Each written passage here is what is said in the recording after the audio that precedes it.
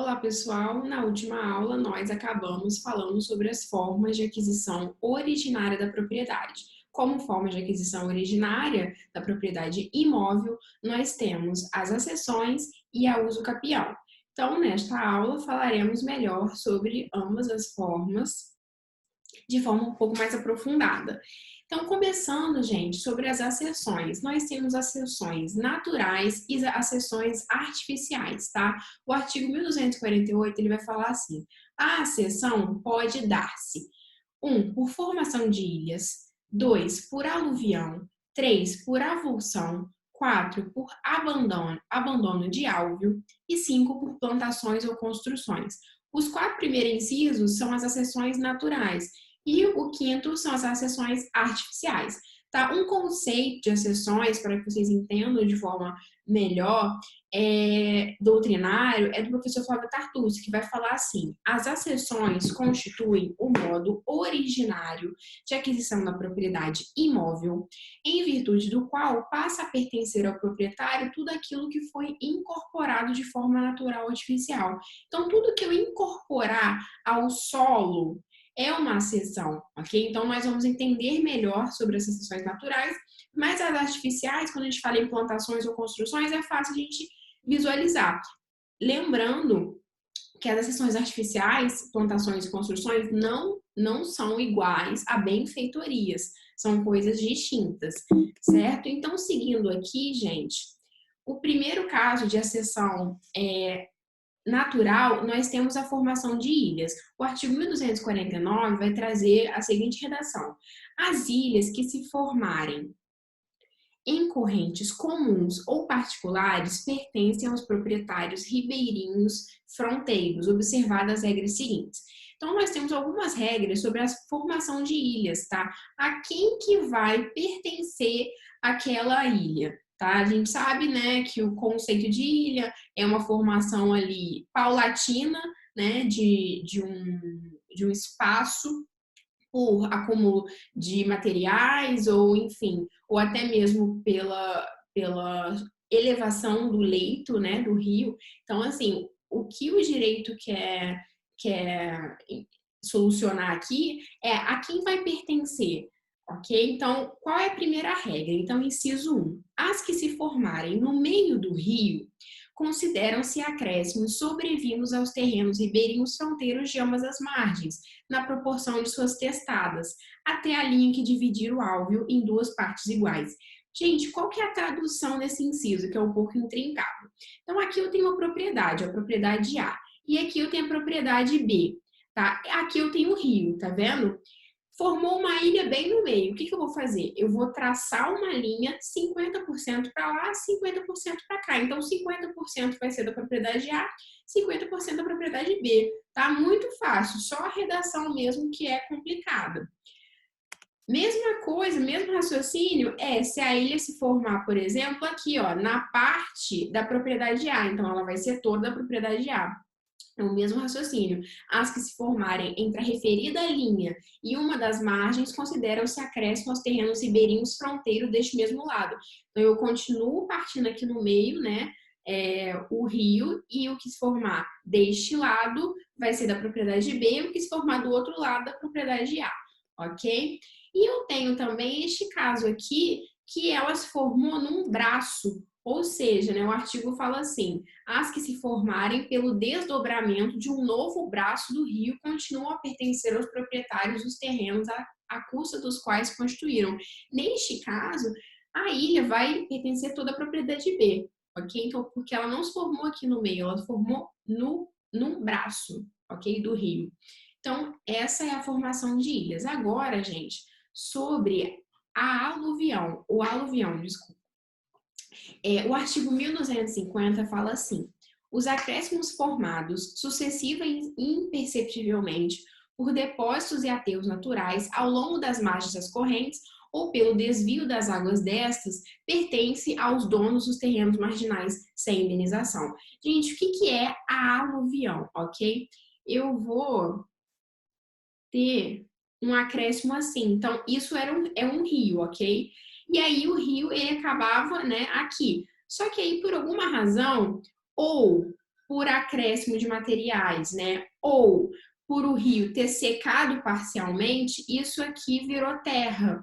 Então, neste caso, eu vou ter o fenômeno da aluvião e isso aqui vai pertencer a este proprietário, ok?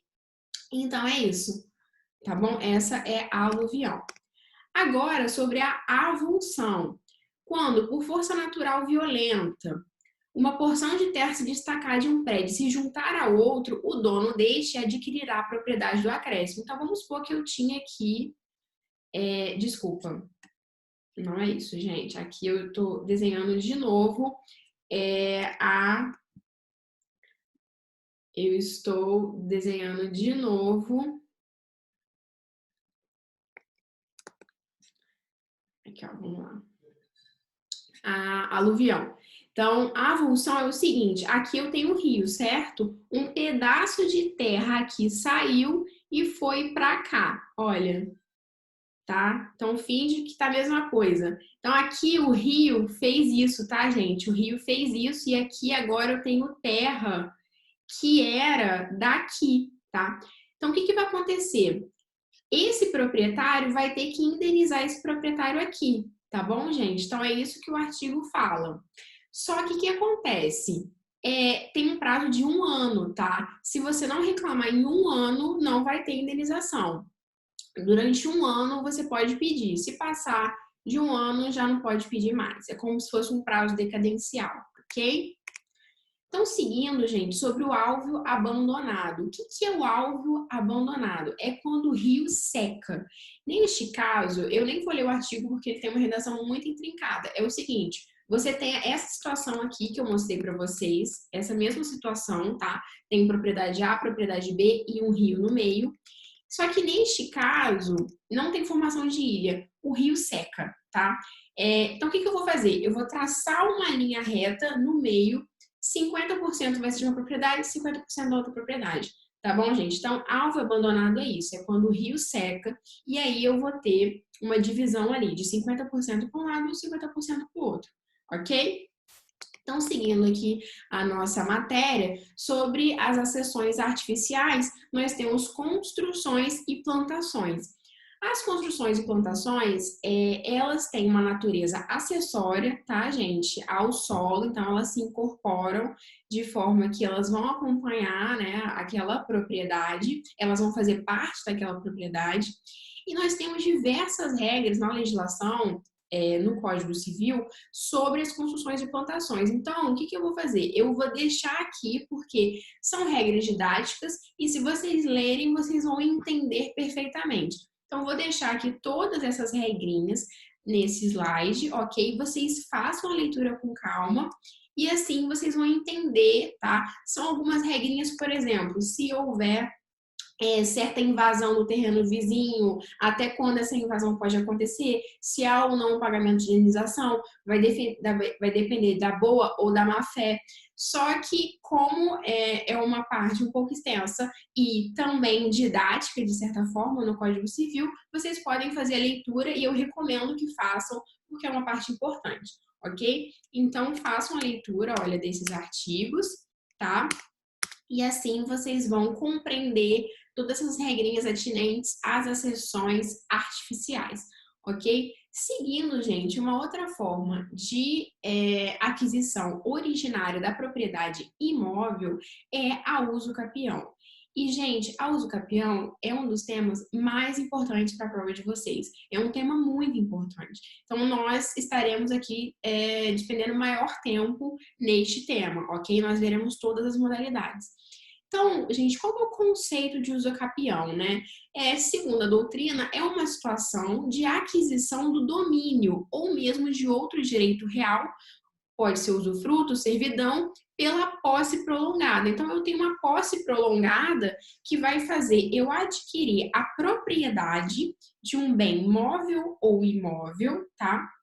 Ou até mesmo outro direito real, tá? Nós estaremos falando aqui agora das modalidades de uso capião de imóvel, mas depois, para frente, falaremos também de imóveis, ok? Lembrando que quando a gente está falando de uso capião, nós não temos gravames, né? Então, os gravames que estavam sobre a coisa, eles desaparecem. A propriedade, ela vem do zero, ok? Lembrando também, gente, que nós temos uma disposição do CTN sobre a não incidência de TBI quando a gente tem a ocorrência de uso capião, tá? Então, você não vai ter o imposto de transmissão quando da ocorrência de uso capião. E atenção também que atos de mera tolerância não induzem posse. Então, é sempre um requisito lembrarmos, né, que quando a gente está falando de ato de mera tolerância, nós não teremos uso capião, porque nós não temos posse. Então, se eu alugo um imóvel e estou ali no imóvel pagando, né, o proprietário está tolerando a minha posse ali. Então, o que acontece? Essa posse não é usucapível, né? Porque ele está tolerando que eu fique ali, ele sabe que eu estou ali. Então, atentem-se a isso. Nós temos as principais características da posse passível de ocorrer a usucapião. Nós chamamos de posse ad usucapione. E são 4, ok? São 4 as principais características. A primeira delas, a posse, gente, para gerar uso campeão, tem que ter intenção de dono. Nós já falamos sobre isso, é uma posse com animus domini, ok? Segundo, a posse tem que ser mansa e pacífica. Eu não posso ter uma oposição, tá? A partir do momento que eu tenho uma oposição à minha posse, eu não posso mais querer, né, realizar ali a uso capião, não é mais possível. A posse, ela tem que ser contínua e duradoura, ok? Ela não pode ter interrupções. Mas eu trago para vocês também uma exceção a essa posse contínua, que é a cessio possessiones, que é quando eu somo as posses. Então, o artigo 1243, ele traz a possibilidade do possuidor somar a sua posse à posse do antigo possuidor, ok? Se houve uma sucessão. Então, por exemplo, há uma sucessão empresarial, ok? Então, o novo possuidor, digamos assim, ele pode somar a sua posse ao do antigo possuidor para fins de uso capião daquele imóvel em que funciona a atividade empresarial, por exemplo. Ou o herdeiro que soma a sua posse à posse do decujus, também é possível. Então, o artigo 1243, ele traz uma possibilidade de acesso e possessões, que é a soma dessa posse. E aí, gente, também é importante, né, discutirmos sobre isso, que o prazo, quando a gente está falando de uso capião, teremos prazos, nós veremos as modalidades.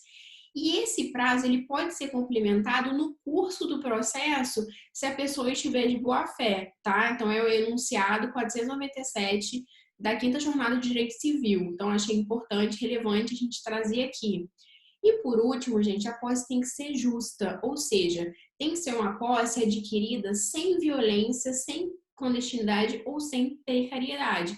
Nós já falamos sobre isso. Se vocês tiverem alguma dúvida, volta lá na aula de posse para vocês relembrarem, ok? Então, são essas quatro requisitos principais da posse ad uso capione. Então, vamos às modalidades de uso capião. A primeira modalidade é a ordinária, tá? O artigo 1242 fala assim: adquire também a propriedade do imóvel aquele que, contínua e incontestadamente, com justo título e boa-fé, o possui por 10 anos. Então, gente, se o possuidor ele tem justo título e boa-fé e decorrer o prazo de 10 anos, ele pode, né, pretender requerer a uso capião daquele imóvel, ok? Lembrando, né, que o justo título e boa-fé pode ser, por exemplo, uma promessa de compra e venda, ok? Então, é uma cláusula geral, digamos assim, que nós teremos que analisar caso a caso. No parágrafo único, ele vai trazer o artigo vai trazer uma modalidade ordinária, mas por posse e trabalho, que nós falamos, que nós vamos reduzir o prazo. Então, ele diz assim, será de 5 anos, né, vai reduzir pela metade, O prazo previsto neste artigo, se o imóvel houver sido adquirido onerosamente com base no registro constante do respectivo cartório, cancelada posteriormente, desde que os possuidores nele tiverem estabelecido a sua moradia ou realizado investimentos de interesse social e econômico. Então, gente, se eu tinha justo título e boa-fé e eu realizei investimentos no imóvel, né, de interesse social e econômico, eu cumpri a função social, desculpa, esse prazo ele pode ser reduzido para 5 anos se você adquirir o imóvel de forma onerosa, tá? E também tiver um registro sobre isso, tá? É uma hipótese mais restrita, tá, gente? Porque tem que ter registro e tudo, mas é possível. Então, seguindo aqui, nós temos também, além da forma ordinária, a modalidade extraordinária de uso capião. Nós temos o caput, que é a regular, e no parágrafo único, uma também extraordinária por pós-trabalho. Então, vamos ao caput.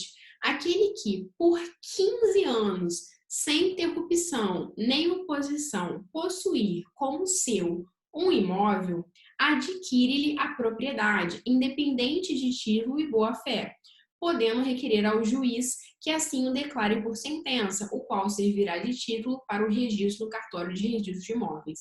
Então, gente, aqui é uma situação que eu não preciso demonstrar boa-fé ou justo título. Neste caso, o prazo vai ser de 15 anos, mas eu também não preciso demonstrar boa-fé, ok? E no parágrafo único vai reduzir esse prazo.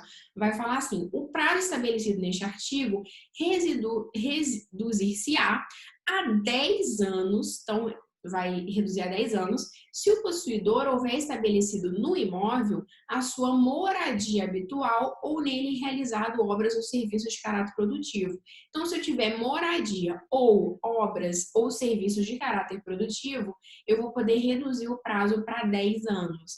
Tá bom? Essa é a modalidade extraordinária. Seguindo, eu tenho aqui a constitucional ou especial rural. Cortem esse urbana, tá, gente? É constitucional ou especial rural. Também chamada de prolabore. Esse tipo de uso capião, ele está previsto na Constituição e em lei especial, ok? E temos também no Código Civil. E vai falar assim, aquele que, não sendo proprietário de imóvel rural ou urbano, possua como sua, por 5 anos ininterruptos, sem oposição, área de terra em zona rural não superior a 50 hectares, tornando-a produtiva por seu trabalho ou de sua família, tendo nela sua moradia, adquirir-lhe-á a propriedade. Então, gente, essa é uma modalidade de uso capião constitucional, né, especial, que é destinada às pessoas que não têm outra propriedade, né, elas não têm um imóvel registrado em seu nome, tá? O prazo vai ser de 5 anos, né, uma posse mansa e pacífica, e numa zona rural. E o espaço da propriedade não pode ser superior a 50 hectares, tá? E se essa pessoa tiver destinado esse imóvel para sua moradia, tá? Tornando aquela propriedade produtiva pelo seu trabalho, ela pode requerer, então, a uso capião constitucional rural. Aí, gente, nós temos também a constitucional ou especial urbana, que é chamada de promísero. Ela vai seguir mais ou menos a mesma linha. Também está prevista em Constituição e em lei especial. Ela vai falar assim no Código Civil: aquele que possuir como sua área urbana de até 250 metros quadrados por 5 anos e sem oposição, utilizando-a para sua moradia ou de sua família, adquirir-lhe-á o domínio, desde que não seja proprietário de outro imóvel urbano ou rural. Então, se a pessoa, numa zona urbana, ocupa um imóvel de até 250 metros quadrados por 5 anos, utiliza para sua moradia e não tem outro imóvel, ela pode, e que a posse, né, seja mansa e pacífica, sem oposição, ela pode requerer o uso capião constitucional especial urbana, ok? Nós temos, gente, dentro dessa uso capião constitucional ou especial urbana, uma regra especial, e isso eu peço a atenção de vocês, sobre acesso e possessões, sobre a soma de posses. Neste caso aqui, eu só vou poder somar a posse se for mortis causa, tá? Então, eu só vou poder somar a posse quando houver sucessão por causa mortis, tá? Ou mortis causa. Tá? Ou seja, pelo falecimento de alguém. Eu não posso, não é aquela regra geral do artigo 1243 que a gente falou. Aqui é só quando houver o falecimento, ok? Então, atentem-se a esse tipo. Eu posso ter uso capião especial urbana em apartamentos em condomínio edilício? Posso, tá? Tem um enunciado sobre isso, do CJF, então é possível que aconteça a uso capião especial urbana num apartamento, ok? Sobre a uso capião especial urbana pró-família, é uma modalidade nova, tá, gente? Ela ocorre quando o cônjuge, né, ele abandona o lar, tá, gente? Então, encurtou o prazo. O artigo 1240-A vai falar assim: aquele que exercer por 2 anos ininterruptamente e sem oposição posse direta, com exclusividade, sobre imóvel urbano de até 250 metros quadrados, cuja propriedade divida com o ex-cônjuge ou ex-companheiro que abandonou o lar, utilizando para sua moradia ou de sua família, adquirir-lhe-á o domínio integral, desde que não seja proprietária de outro imóvel urbano ou rural. Então, gente, segue mais ou menos a mesma linha da que a gente viu anteriormente, que foi a especial urbana, mas aqui o legislador, né, quis beneficiar aquele cônjuge que ficou no imóvel. E um requisito essencial é que o outro cônjuge abandone o lar. Gente, não é separação de fato, tá? Não é assim, a pessoa sair da casa, mas continuar exercendo os seus deveres como familiar, né? Porque às vezes, vamos supor, eu tenho uma família, pai, mãe e filho, tá? O pai abandona a casa e desaparece, tá? E desapareceu por mais de 2 anos, neste caso eu posso, porque o prazo é 2 anos, né? Se preencher os outros requisitos, for um imóvel urbano de até 250 metros quadrados, né? Que a mãe, no caso, que ficou com a criança na casa, não seja proprietária de outro imóvel, neste caso, eu posso requerer a usucapião especial urbana pró-família, tá? Mas é essencial que eu tenha um abandono do lar e um abandono total dos deveres familiares, tá? Parentais. Então, isso vai ser visto ali no caso concreto. Nós temos enunciado sobre isso, tá? E eu destaco esses dois. Olha o que fala o 595. O requisito abandono do lar deve ser interpretado na ótica do Instituto da Usucapião Familiar como abandono voluntário da posse do imóvel somado à ausência da tutela da família. É isso que eu estou falando para vocês. Não é uma separação de fato, tá? É um real abandono. Não importando em averiguação da culpa. Então, se houve culpa de um ou do outro no fim do casamento, isso não importa. Ou da união estável, tá? O que importa é esse abandono do lar. E o 501 vai falar assim: as expressões ex-cônjuge e ex-companheiro contidos no artigo 1240-A correspondem à situação fática da separação, independente de divórcio. Então, não precisa ter um divórcio, tá, gente? Para que você possa reconhecer essa usucapião pró-família. Não, eu não preciso ter essa formalidade. Inclusive, gente, nós podemos aplicar esse instituto até mesmo para uniões, né, casamentos homoafetivos, tá? Enfim, então é um instituto bem bacana da gente estudar, que pode ter muita aplicabilidade prática, né? Outra modalidade é a especial urbana coletiva. Ela está em lei especial que fala assim, é a Lei 10.257, no artigo 10. Tá? Os núcleos urbanos informais existentes sem oposição há mais de 5 anos e cuja área total dividida pelo número de possuidores seja inferior a 250 metros quadrados por possuidor, são suscetíveis de serem usucapidos coletivamente, desde que os possuidores não sejam proprietários de outro imóvel urbano ou rural. Então, aqui, gente, eu já estou falando de um núcleo grande, né? Um núcleo informal, né? Existente numa área que, se você dividir pelo número dos possuidores, vai ser inferior a 250 metros quadrados. E olha que interessante, né? Este caso aqui dessa lei especial é uma lei nova. Olha isso, gente. Foi inserido em 2017, então fiquem atentos a isso. Não fala um destino especial para a área, tá? Então, é uma pergunta que a doutrina faz. Poderia haver uso capião caso a destinação fosse um estabelecimento de uma pequena atividade comercial? Em regra, sim, né? A prima facie poderia. Então, assim, isso pode ser objeto, né, de pergunta na prova de vocês. Então, aqui não traz uma destinação especial. Então, poderia haver uma destinação, por exemplo, comercial à área? Aparentemente, sim, né? Então, importante aí a leitura desse artigo de lei especial. Nós temos também a uso capião especial indígena, tá, gente? Ela tá lá no Estatuto do Índio, no artigo 33, e fala assim: o índio, integrado ou não, que ocupe como próprio por 10 anos, então, primeiro requisito, 10 anos consecutivos, trecho de terra inferior a 50 hectares, adquirir-lhe a propriedade plena. Ok? Então, mais uma modalidade de uso capião. Então, gente, essas foram as modalidades. Eu trago para vocês também aqui uma ressalva. Não há uso capião de bens públicos, tá bom, gente? Nós temos proibição expressa na Constituição e no Código Civil sobre uso capião de bens públicos.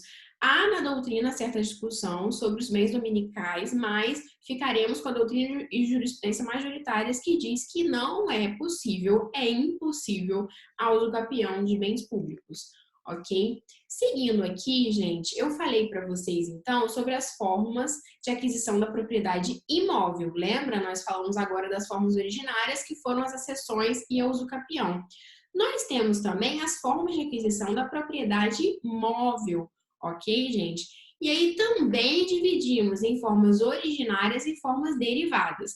Dentro das formas originárias, nós temos a ocupação, deixa eu pegar minha canetinha, nós temos a ocupação e achado de tesouro, tá? E também uso capião de bens móveis, ok, gente? E nas formas derivadas, nós temos especificação, confusão, comistão, adjunção, tradição e sucessão. Nós estaremos aqui falando apenas sobre a ocupação e achado de tesouro e uso capião. As outras formas, eu vou pedir que vocês também façam a leitura, porque de forma didática vocês podem utilizar o Código Civil para o entendimento. Ok? Se tiver alguma dificuldade, dá uma olhadinha na doutrina, mas eu não acho que é tão relevante para a prova de vocês. Tá? Para mim, aqui, o que tem mais relevante é a ocupação e achado de tesouro e a uso capião, tá bom? Então, eu vou destacar aqui o que eu acho importante, tá, gente? É o artigo 1263, ele vai falar assim: quem se assenhorar de coisa sem dono, para logo lhe adquire a propriedade, não sendo essa ocupação defesa por lei. Então, gente, se eu achar algo que não tenha dono ou que foi abandonado, eu posso ficar com essa coisa, tá bom? Lembrando que coisa abandonada não é coisa perdida, tá? Se essa coisa está perdida, mas sendo procurada por outra pessoa, eu não vou adquirir a propriedade. Mas se essa coisa está abandonada, eu vou adquirir a propriedade. Então, se eu estou andando e eu acho uma nota de 50 reais no chão, tá? Eu peguei aquela nota, não tem ninguém procurando, enfim, eu adquiri a propriedade daquela nota, ok, gente? E sobre a uso capião de bens móveis, tá, gente? Nós falamos antes dos bens imóveis. Aqui nos bens móveis, nós também teremos as modalidades ordinária e extraordinária. Então, no artigo 1260, ele vai falar assim: aquele que possuir coisa móvel como sua, contínua e incontestadamente durante 3 anos, com justo título e boa-fé, adquirir-lhe-á a propriedade.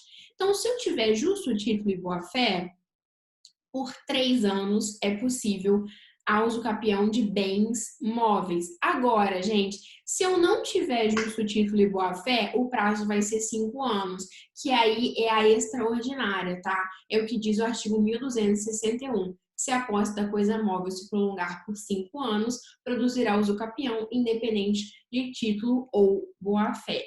Ok, gente? Então, essas foram nossas considerações, tá, sobre a propriedade. Na aula que vem, nós continuaremos falando sobre os direitos reais. Então, continuem ligados que nós teremos o nosso fechamento sobre os direitos reais. E aqui, hoje, nessa aula, fechamos, então, nosso assunto sobre propriedade. Um beijo e bons estudos!